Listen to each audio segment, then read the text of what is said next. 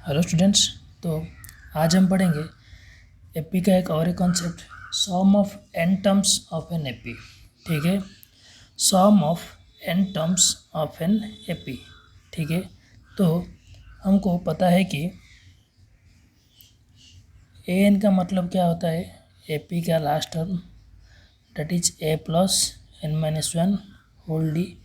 ये जो A N है इसको हम एल भी लिख सकते हैं लास्ट टर्म। ठीक है, इसलिए इसको हम एल भी लिख सकते हैं। तो अब what is the general form of an AP. AP का जनरल फॉर्म क्या होता है। ठीक है, तो ये होगा क्या, a comma a plus d comma a plus 2d comma a plus 3d। ये चलता रहेगा up to a plus n minus one whole d. ठीक है, ये है एपी का general term. Okay, now you have to find out the sum of n terms.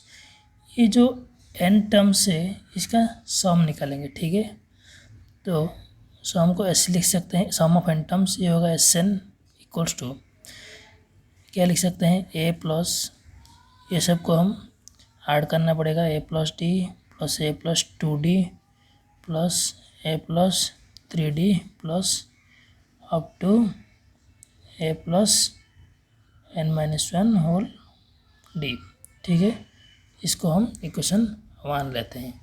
Okay, तो इसके बाद क्या करेंगे, इसको रिवर्स कर देंगे ताकि हमको फार्मूला निकालने में ज़्यादा आसान होगा। ठीक है, तो फिर बाय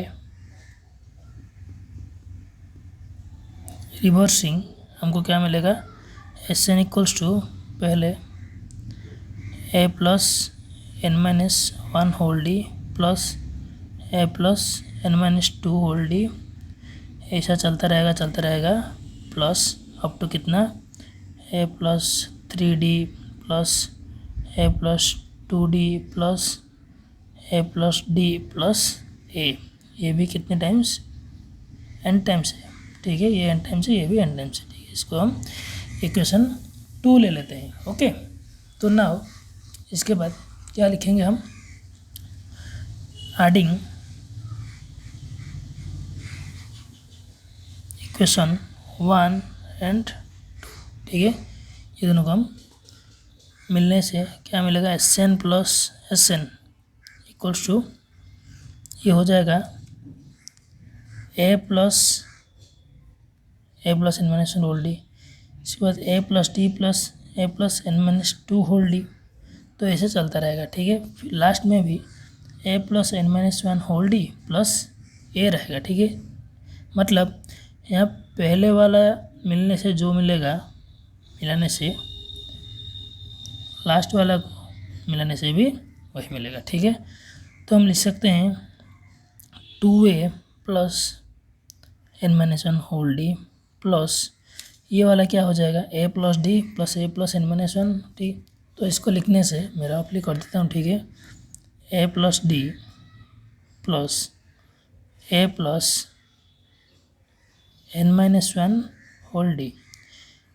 इसको मिलेगा हमें ए प्लस ए 2a प्लस ये क्या होगा, डी तो यहाँ फिर कॉमन निकालेगा। ठीक है, डी निकालने से रहेगा n minus one plus one. Okay, sorry यहाँ तो 2 था ना, एन माइनस 2, तो हो जाएगा एन माइनस 2 प्लस वन। ठीक है, होल डी ये हो जाएगा 2a plus minus 2 plus one minus one whole d. ठीक है, तो हर केस में हमें यही चीज़ ही मिलेगा, 2a plus n minus one whole d. तो यहाँ भी लिख सकते हैं 2a plus n minus one whole d plus last a भी यही आएगा 2a plus n minus one whole d.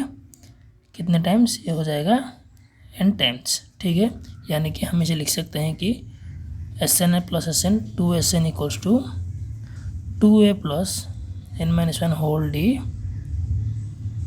Into n लिख सकते हैं, क्योंकि ये एन टाइम्स रिपीट हो रहा है। ठीक है, तो इसके बाद हम लिख सकते हैं, फिर लिख देता हूँ, ये आ गया हमारा 2SN equals to 2A plus n-1 whole d into n, क्योंकि ये n टाइम्स, ठीक है। Implies now SN equals to क्या हो जाएगा, ये n हो जाएगा, n/2 इंटू 2 था, इधर आएगा तो बाई 2 हो जाएगा, 2A plus n-1 whole d, ठीक है।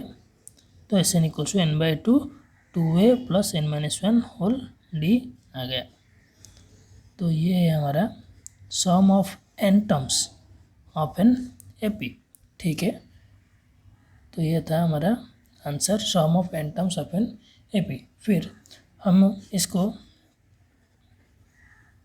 क्या करेंगे, सिंप्लीफाई करने से 2A हो जाएगा A plus n-1 whole d, okay.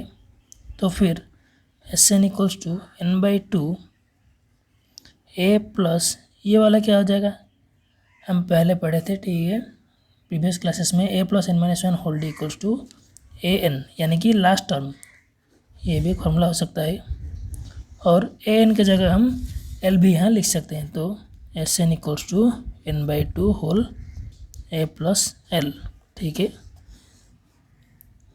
तो यहाँ हम 1, 2 और 3 फॉर्मूला में यहाँ याद रखना पड़ेगा, ठीक है। ये पहला याद रखने से और 2 भी हमें याद रखना चाहिए। SN equals to n/2 whole 2A plus n-1 whole d, okay.